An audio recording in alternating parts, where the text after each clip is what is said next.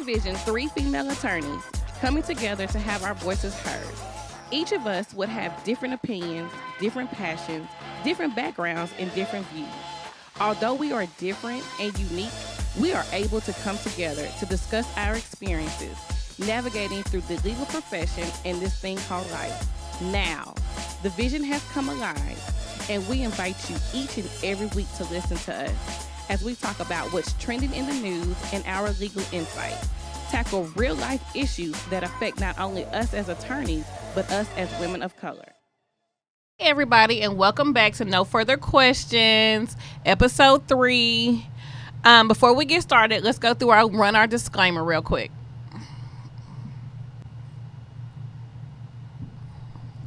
Disclaimer. This podcast is intended to provide entertainment and general information. The information provided and the views given are not intended to constitute legal advice and should not be relied upon as legal representation. All views expressed on this podcast are our own and do not represent the opinions of any entity whatsoever we are affiliated with now or will be affiliated with in the future. All right, guys, episode 3. How's everybody doing today? Good. I love to see my people. Yay. So, again, I'm Brandy. And to my right. I'm Samantha. And to my far left. I'm Taria. Hey, guys. Hey, girl. And we actually have a special guest today. So we actually have a special guest today for our Dark Call.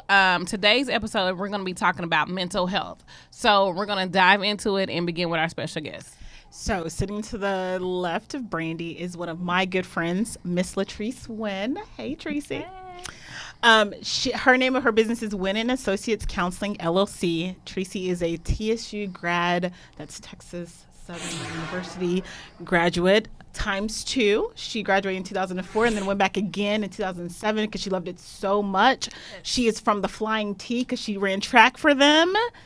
And she recently, in the last few years, gained her master's in education of counseling. So I am so happy to have Miss Latrice Wynne with us today. Thanks for coming.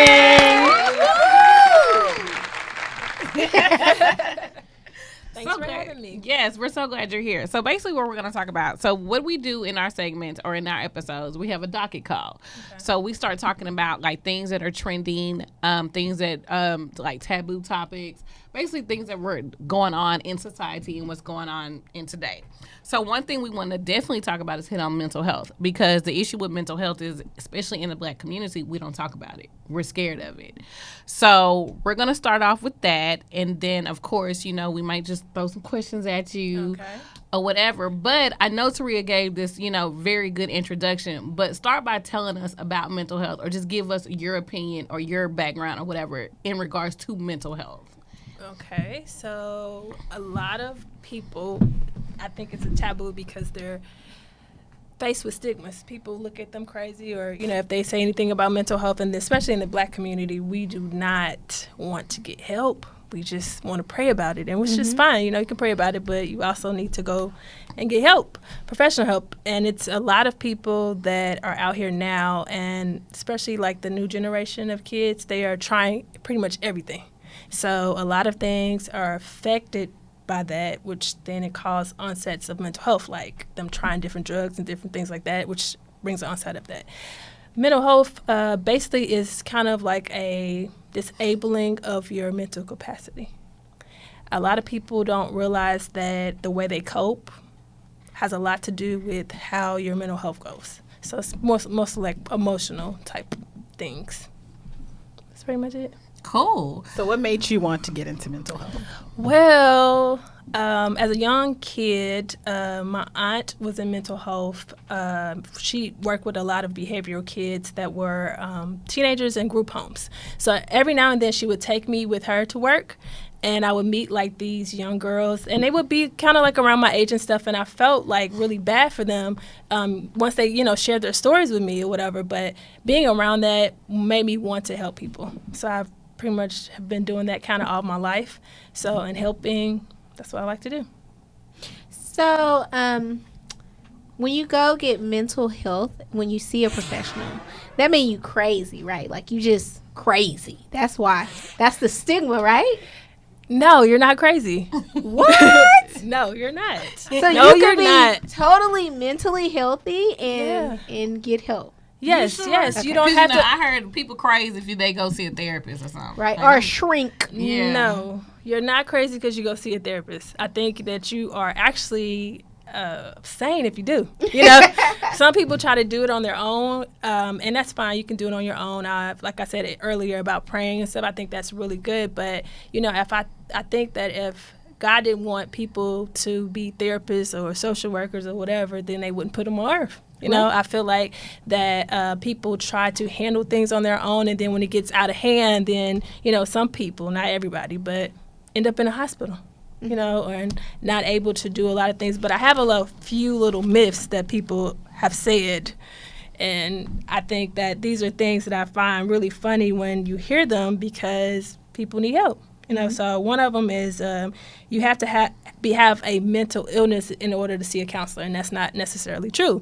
You can be going through regular, average things, like you might have, I don't know, just anything, loss of a dog, you know, or loss of, I don't know, family member, or may not know how to handle changing careers. That's, you know, pretty normal for average person. You don't have to necessarily have to have a serious mental diagnosis in order to go see, you know, a therapist. Well, a lot of my colleagues, they say, oh, well, I don't want to go see a therapist because, girl, you know, they have to diagnose you with something, and that's in your medical records. And so I don't want a diagnosis. Well, that's what we have to use. You know, like you guys use these law books or whatever to determine, you know, what case or how you're supposed to handle it. Same thing with us. We use like I call it a counseling Bible. Basically, you get your diagnosis out of here, and it's the DSM-5 that we use, and it's kind of like a manual to say, okay, if you are going through this, or how many days you went through this, and you have these types of symptoms and stuff like that. Yeah. But is it, okay, so if you're going through this in the DSM or the counseling Bible, but if you're diagnosing me, then am I crazy? No, you're not crazy. You're not crazy. Stop saying you're crazy. You're not crazy. I mean, let me I'm just getting say this because clarification. people always say, oh, I want to be back normal. Normal is a cycle on a wash machine. Oh, right? I like that analogy. Right? Okay, so nobody's normal. Everybody's different in their own way. Now, when it starts hold to... on, because I'm normal. I am. No, you're not. No, You're you're acting not. normal right now. She took her medicine, Yeah. people. Well, when it's disabling you, that's when it becomes a problem. So if you're overly anxious and it's disabling you, you can't do anything, or you're so sad you can't get out of bed, it's things that disable you, then it starts to become a problem where people need to get help. Yeah. Yeah. What I tell my clients, I mean, because I practice family law, Okay. what I tell a lot of my clients is you should seek counseling if you are going through something and you don't have the tools Exactly. that you need to get through it by yourself. Right. For example, in a family law case, we deal a lot with divorce. A lot of people don't get divorced every other year. You know, sometimes, most of the time, it's their first rodeo, and it can be very traumatic. And you may not always have the tools to cope with that. Yeah. And so getting with the mental health professional can give you just those tools that you need to work through some of those emotions that you're feeling, right? Absolutely. I'm glad you do that because that's needed. And even just with what you said, how people feel like they can handle it, and then after a while it starts to really get to them, and it's ongoing thoughts about whatever, you know, people need help, you know, and it's okay that you're not okay, right? But how do you convince people that they need help? Because, like, I know, you know, we go through, we got friends, family, you know, you tell them, hey, you might want to see somebody. And then they do come back with the, well, I just pray about it, or Jesus is going to take care of it. Which, yes, we need Jesus and he's going to pray about it. But how do you try to convince that person, or is it even worth trying to convince them to go see somebody? Well, you can't make anybody do anything they don't want to do, right? True. You can only suggest or plant the seed. Right. That's it, right? But I feel like, in scripture, was it James 2:26, faith without works is dead. So you can say all day long, oh, I need help. Then when somebody gives you suggestion and you don't you don't do it, then you can't make anybody do anything. So I feel like if they want it, they have to be ready for it, because if you are pushing people to do certain things, then of course they probably won't do it. But you planting the seed, maybe for you to plant the seed and somebody else to water it. Here's my suggestion. What is your take on, a lot of people aren't willing to see a mental health professional, but will be willing to go see the church pastor who maybe doesn't have a background in counseling? Can that be dangerous at some point? Or can it be helpful? Yeah, it just depends. You know your relationship with your pastor. Some pastors are helpful, and not necessarily have to have a background on it. But I think even a wise pastor, if he knows that it's something that he can't actually handle, that he'll refer to someone else, that can actually, seek professional help. Yeah. Well, I know we do see it in a lot of our profession, because I know I deal with a lot of domestic violence and crime victims, and I deal with family and civil. So I have to, even though I'm not trained in the profession of, counseling, but I still have to counsel, because, having to help them cope through the situation they're going through, because I'm trying to help them get out their situation. Right. I do provide, some type of counseling. Even where I work, we have a social worker who provides the social services and some type of counseling, because she had to train us through to help. We'll have some victims that are suicidal, right, and having to deal with that, because they're already being victimized and traumatized through their situation, and having to convince them to leave their abusive situation. It can be a lot, having to, and they want to kill themselves. Right. So do you feel like, and this is just like as a profession as a whole, lawyers, we all know, like, as lawyers, our jobs are stressful. Like I said, I deal with crime victims. I know you deal with family law, and Taria, you deal with personal injury. We face a lot of people. We have to deal with everybody problems. Our goal as lawyers is we have to fix it. That's period. Okay. So what do you recommend for, like, for the legal profession or lawyers? Like, if I'm coming to you and I'm like, Tracy, oh my gosh, this day has been crazy. I done took off 5 clients, and all 3 of them want to kill themselves, and 2 of them don't want to leave their husband because he's abusing her. Like, what can I do? Well, only thing I see you can do is provide the information, and then it's going to be up to them to decide. Because again, if you're not ready to get the help you need, then it's not like it's wasted. You just, again, might be the person that plant the seed and somebody else to water it. So you can only do what's in your, I always tell my clients, stay in your lane. My lane is the therapist. Your lane is the client. And as a client, yes, you're the expert at what's going on with you, but let me provide you with tools that you can carry on, not just now, for the rest of your life. Right, and that's what it's about. But all you can do is just plant the seed. That's all you can do. Cool. Yeah. So why do you think that mental health has become such, it's in the news every day. So what makes it different now in 2018, 2019 versus 20 years ago? Nothing. Absolutely nothing. I say social media. Yeah, and that's what I was gonna say. That's the only. That's really the only difference. Is people are putting more of their business out there. This has been going on for years. People just didn't really talk about it. Like, definitely in our community, nobody talked about it. But yeah, the only difference is social media.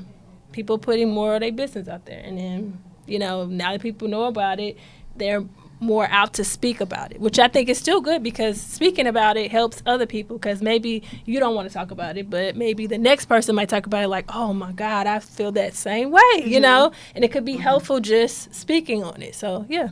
But do I have to feel a certain way to seek help? Like, what if I just wake up one day and be like, I think, not necessarily feel a certain way, but so going through the daily lives, going through, dealing with clients, dealing with, trying to figure out life, is it recommended for me to go see somebody? I mean, I might not have like anxiety issues, or I might not have depression issues or anything like that. I might just want to be like, I just want to talk to somebody just to help me clear my head or sort things out. Is that recommended, or is that just I have to be? No, okay. This is the thing. anything that's disabling. If it's disabling you, go get some help. But if it's not, I mean, like something as common as what you're talking about, for somebody, okay, let me use myself. For me, you saying that's not as stressful for me. But it may be totally stressful for you and it's disabling you. You need to go see somebody. For me, I can handle that. Now, maybe me losing a dog, I'm just toe up, you know what I'm saying? And maybe for the next person who's not a dog person, that's nothing for them. Like, oh, well, you lost a dog, just get another one. And then, it's just different for different people. So I don't think you can really just say, oh, well, if you had this problem, then you can go or not. It's however it's affecting you. I mean, working too much might be too much for you. You might need to talk to a therapist about that because you don't know how to manage it, Mm-hmm. Yeah. So what are some tips that you can provide for us to get through the day? Like, okay, so we might not have the time to go see a counselor. You have time. You have time. People make time for what they want to make time for. Well, or because there is a stigma we're all Black, in our community of going to a therapist, mm-hmm. right? So when I think about going to a therapist, I'm not laying on somebody's couch with a pillow with someone sitting at my head saying, tell me more, Tria, what's going on? Is that really what therapy is like? You watch too much TV. I do. So I can't. No. So I can't lay on your couch. You can if you want to, but you might want to just stand up in the corner and talk to me, or you might want to just sit next to me like this. Like, look, I have stuff going on. But I mean, it's whatever you feel comfortable with. Yeah. Our job as therapists is to make you feel comfortable. So by you just talking to me, if you want to sit on my couch, if you want to lay on my couch, if you want to chill and talk, play music while we're in the session, I have to make you feel comfortable so you can build rapport with me, so you can talk to me about what's going on, because, that mask comes off when you start talking. For some people, it take a while, but eventually you have to take that mask off. So I have a question. As Black women, mm-hmm. we tend to take on everything. Women in general. Yeah, women in general. We take on everything. Yes. And then we wait till we get to a very high disabling mm-hmm. point where we just can't take no more. Right. I just can't take it. Right. So what would you suggest are some tools, maybe, maintenance, mental health break that we can do to not get to that point where we're just like, nobody talks to me, I can't mm-hmm. take anymore, I'm leaving, I'm out, I'm checked out. So I am big on self-care. Mm-hmm. How can you help anybody? You being an attorney, you being a social worker, you being a therapist, how can you help anybody and you not right yourself? It's impossible. So I feel like you have to put and give yourself 100%. Now I know can be challenging for people who are married, have children, or whatever. But again, like I said to you a second ago, people make time for what they want to make time for. That is my favorite line, though, by the way. It is. I said, throw that in. It is. That's my favorite line. But it's true. But it's really true, though. You do. You make time for what you want to make time for. Yes. So what does self-care look like? Yeah. Okay, so self-care, to me, is whatever makes you or brings you joy. Reading a book might be self-care for you. Taking a long bath may be self-care for you. So me hopping on the plane. You hopping on the plane. If I'm getting flued out. That's it. Somebody flew me out. Yeah. That's it. Anybody want to flew me out? My Instagram. Or it's a nice glass of wine. There you go. To end the evening. Or old-fashioned. Or go to the Nordstrom Spa. At the Nordstrom Spa. On Hidalgo Street. Exactly. Or then you want to be a jet setter flying everywhere. Yeah, I mean, it's what brings you joy. I want to get flued out. Yeah. Sorry, go ahead. Yeah. And if you're a foodie, you might want to go to nice restaurants. Yes. Ain't nothing wrong with that. But I'm just saying. Exactly. There you go. So I just feel like self-care is so important, and then having a balance. People think they got a balance, but they really don't have no balance. So I'm sorry. Go ahead. How do you recognize that balance? Like, how do I recognize within myself that I need that balance? Your body tell you. Oh, so I do before my body shut down. Yeah. No, I'm just saying, like, okay. For me, stress is carried in my shoulders. Okay. For most women, that might be, common, right?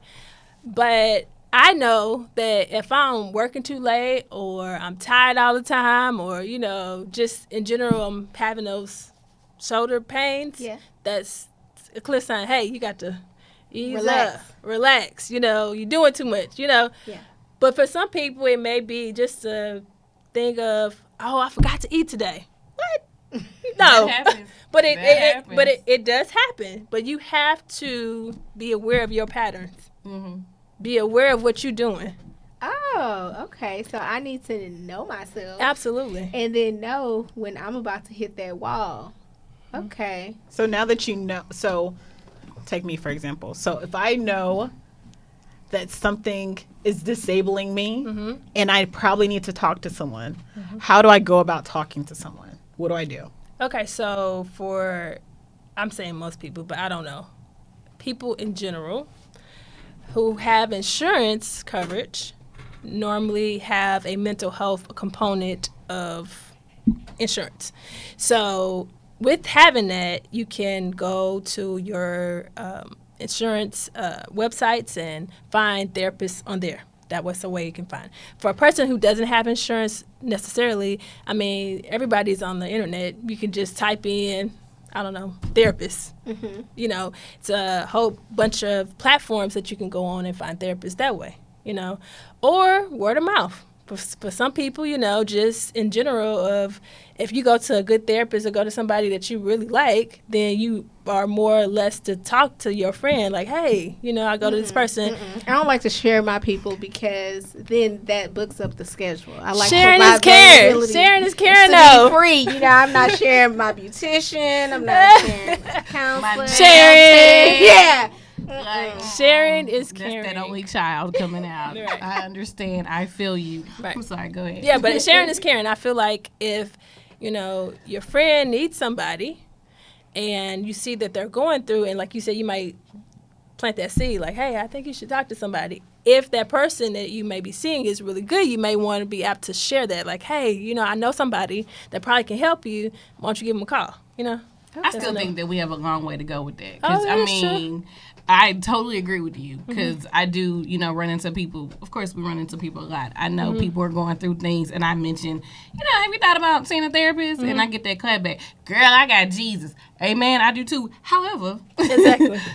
you might need to go see a therapist. Yeah. So I'm just, I don't know. That's just, we still have, like, we're in 2019. I think for the Black community, we still got a long ways to go. No, but right. it's great we're talking about it. Which is weird because it's like when you be like, hey, I broke my leg, people don't be like, Sure. I need Jesus. Exactly. I don't need the hospital. Exactly. They I said, got Jesus. No, Yeah, they they go just right like on to to that ER. man, that pain you own hits it. you. No, Yeah. you own it though, because I tell people that all the time. It's like the same way you go to your mechanic to get your car fixed. They fix your car, Right. then you go on your way. Same way, like you just said, you're going to the doctor. You going to the doctor, got checked out. Right. You know, if you need therapy for that or whatever's going on, they give you therapy, right? So what's the difference between you masterminding Right. and working on your mental health?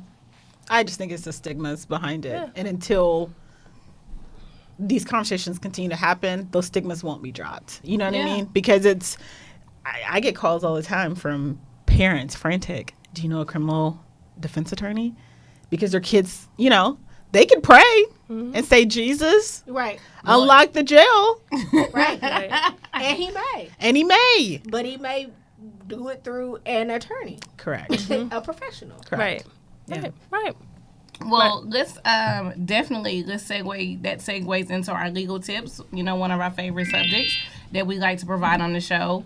I know as attorneys, we are, I think, number one between 1 through 3 when it comes to mental health now. Like, you know, Okay. we have substance abuse, we have alcoholism, and we have suicide. So we definitely want to provide a website for attorneys that are going through, because, you know, if you don't want to talk to your fellow colleague or anything like that, you know, let them know, which we all are going through our own personal thing. You can go to it's called the Texas Lawyers Assistant Program. This is a great website for lawyers in the profession that are suffering with any type of mental, you don't even have to be suffering from mental health. You can just, and if you need somebody to talk to, because our clients, our daily lives can definitely be very stressful.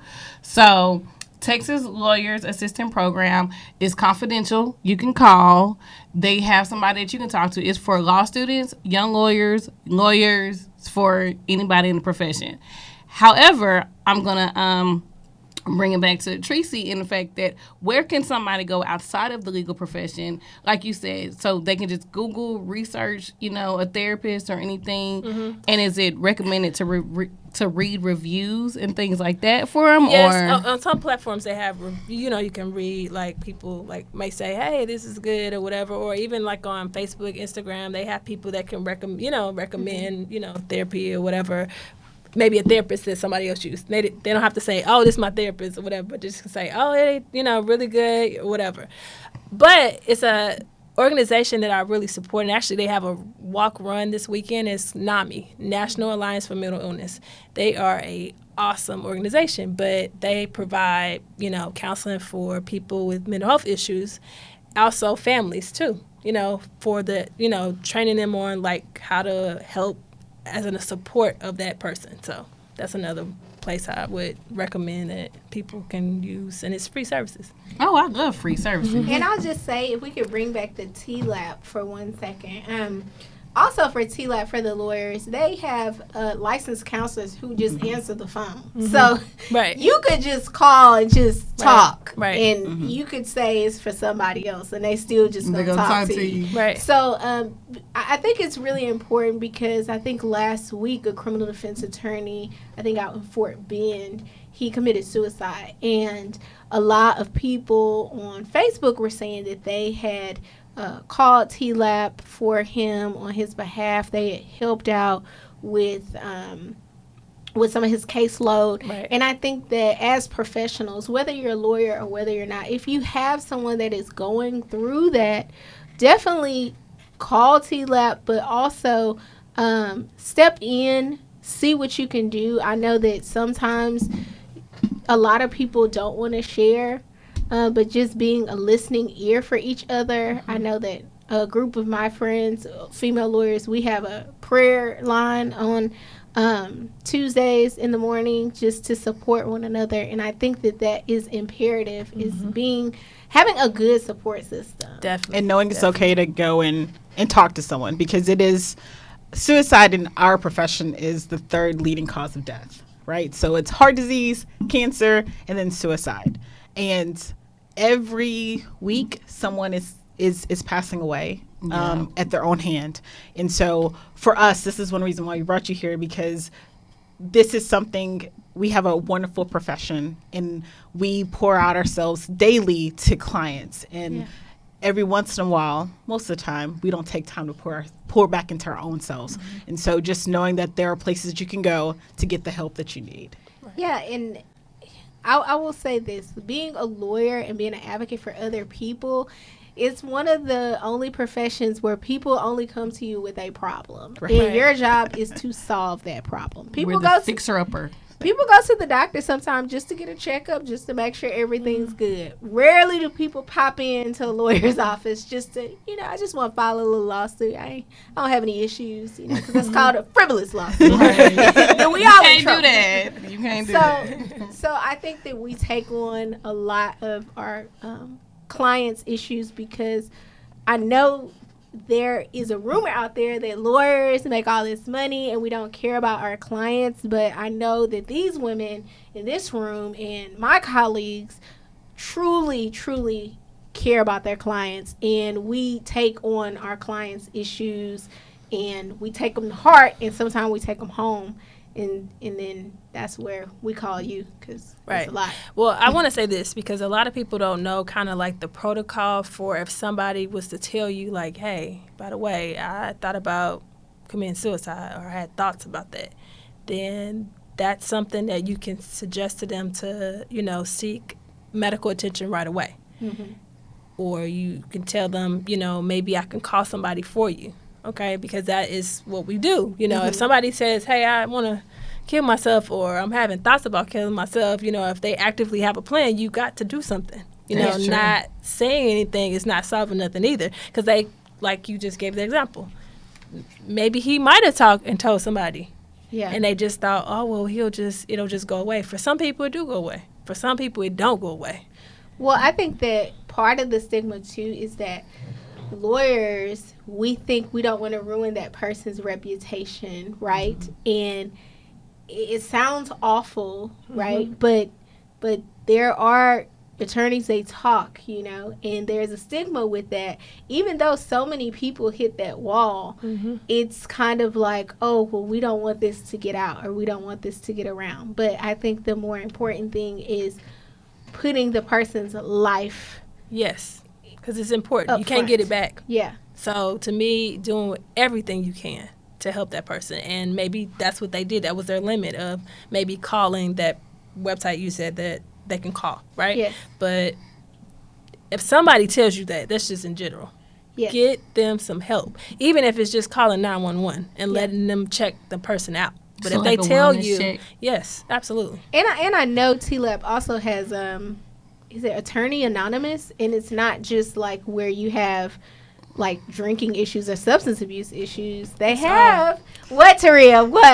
What is your face? It's not as anonymous as people think it is. Oh, okay. And so that's one of the issues that's coming up with TLAP. Oh, wow. I think TLAP is a great organization. Everybody should try it. However, one of the problems that's coming up is that it's not as anonymous. I can't just call and say, hey, I'm Taria. I did X, Y, and Z. Right. They'll make those reports, and then let's say someone brings an ethical claim against you. Okay. Then those records come out. And so for me, and I know a lot of those lawyers now are steering away from TLAP because they are worried about keeping some things private. And so then the next step would be to go to a private therapist in knowing that, okay, if I go talk to Latrice, my records are sealed so long as someone doesn't file a subpoena to get those records, right? That's And the only so, time you can get them. Yeah. right. Yeah. So that's a back way of having someone to talk to. Well, thank you, ladies. This was a great conversation, and thank you, Latrice, for being You're here and welcome. discussing mental health. We will catch y'all next time for episode 4. And you can follow us at No Further Questions on Facebook, Instagram, and Twitter. Also, subscribe to Instagram. iTunes, SoundCloud. Keep following, keep watching, keep listening. And again, I'm Brandy, and you can follow me personally if you want to at Brand_Janae on Instagram. And you can follow me on Instagram at SamFraz. That's SAMFRAZ 22 on Instagram. You can follow me, Taria, at Simply Being T. Also, wait, we gotta say, Wynne yeah. Counseling. I was getting ready to. You cut me off. I'm sorry. Both of y'all was cutting me off. I'm sorry. And I was going to say thank you to our great host here, and she could provide her Instagram and her business and things like that. Right. Okay, so thank you. You can follow me on both Instagram and Facebook. On Instagram, it's Wynne_Associates in Counseling.